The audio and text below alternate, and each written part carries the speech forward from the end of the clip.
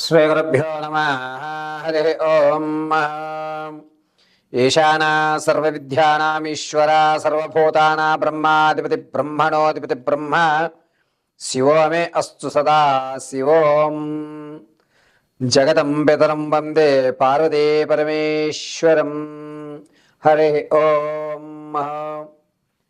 మన యొక్క స్థితిగతులు, మన యొక్క ఆర్థిక వ్యవస్థ, ఆరోగ్యం యొక్క పరిస్థితి, అవకాశాలు ఏ విధంగా అందిపుచ్చుకోవాలి, ప్రమాదాల నుంచి ఏ విధంగా తప్పుకోవాలి, అదేవిధంగా ఎప్పుడు ఏ వ్యవస్థలో మనం పెట్టుబడులు పెడితే ఎంత మంచి జరుగుతుంది, ఎవరిని నమ్మచ్చు, ఎవరిని నమ్మకుండా ఉండేటువంటి ప్రయత్నం చేయాలి అనేటువంటి విషయాలన్నిటినీ కూడా నవనాయకుల యొక్క అనుగ్రహాలతో ప్రారంభమవుతూ ఉంటాయి.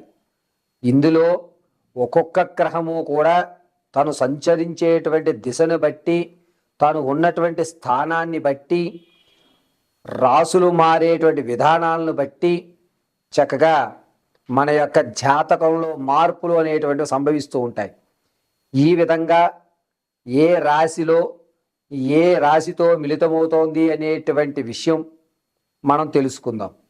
ఇందులో ముఖ్యంగా ఏమిటంటే రేపటి 12వ తారీఖు నుంచి కూడా 23 వరకు బుధగ్రహము గురుడితో మిళితమవడం, అయితే 18వ తారీఖు తర్వాత నుంచి బుధుడు, గురుడు, రవి ముగ్గురు కలయిక జరగడం అనేది జరుగుతుంది.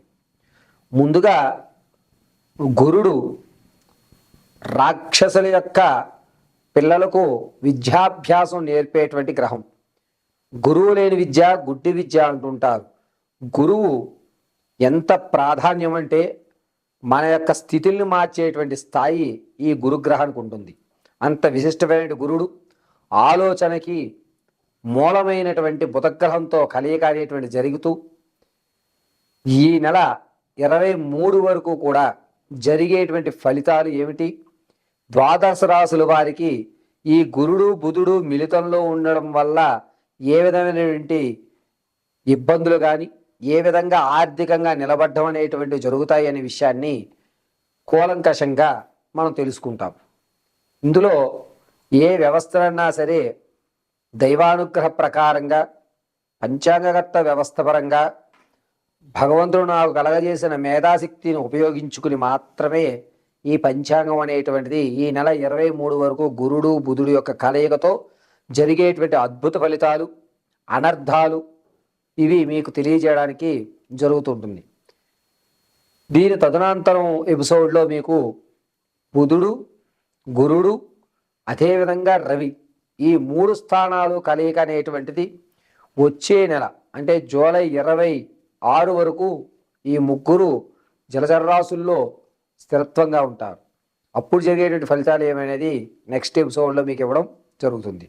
ముందుగా గురుడు బుధుడు కలయిక ఏ విధంగా ఉంటుంది ద్వాదశ రాశుల వారికి అనేది తెలుసుకుందాం.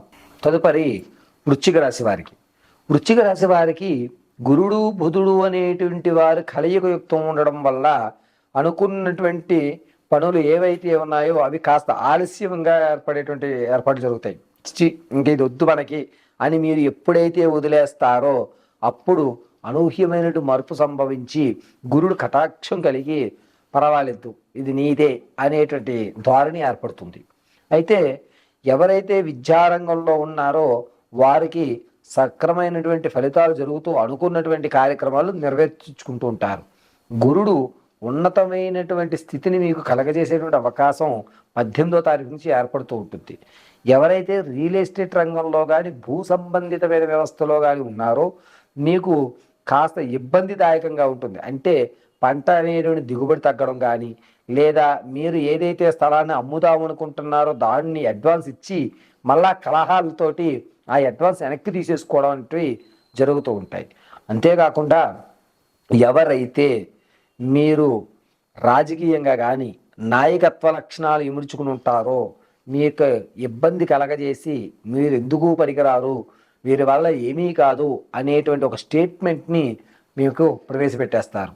దీంతో మీరు మనోస్థైర్యాన్ని కోల్పోవడం జరుగుతూ ఉంటుంది.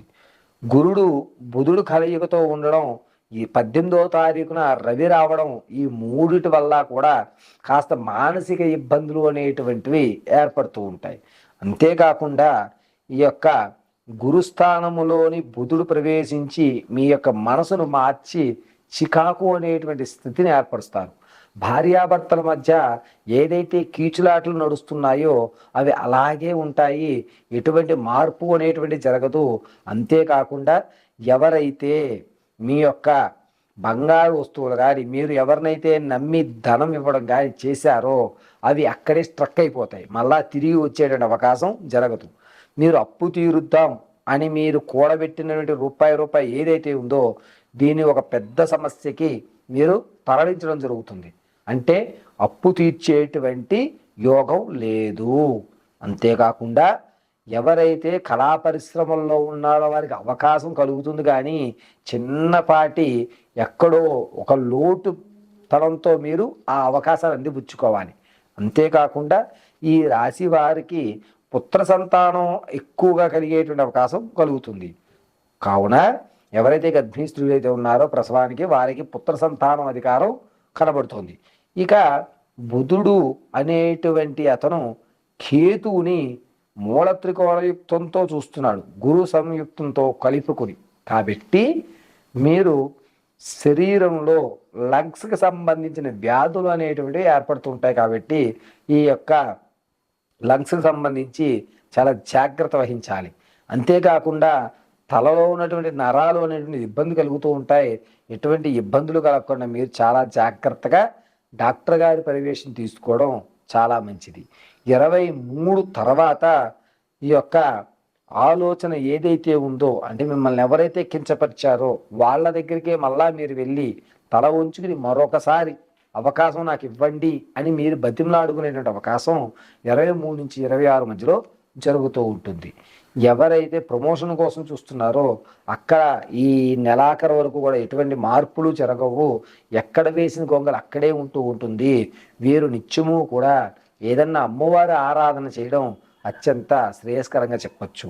అంతేకాకుండా గురుడు బుధుడు ఇరువురిని కూడా 23వ తారీఖు వరకు మీ యొక్క ఆనందానికి వ్యవధులకు అలా నడుస్తూ ఉన్నదాన్ని స్థితానుసారం ఉంచుకోండి తప్ప ఎటువంటి మార్పులు చేద్దాం, ఇల్లు మారదాం, ఈ వస్తువును మారిస్తే మనకు కలిసి వస్తుందేమో అనేటువంటి ఆలోచన ఎట్టి పరిస్థితుల్లో 23 వరకు పెట్టుకోకండి.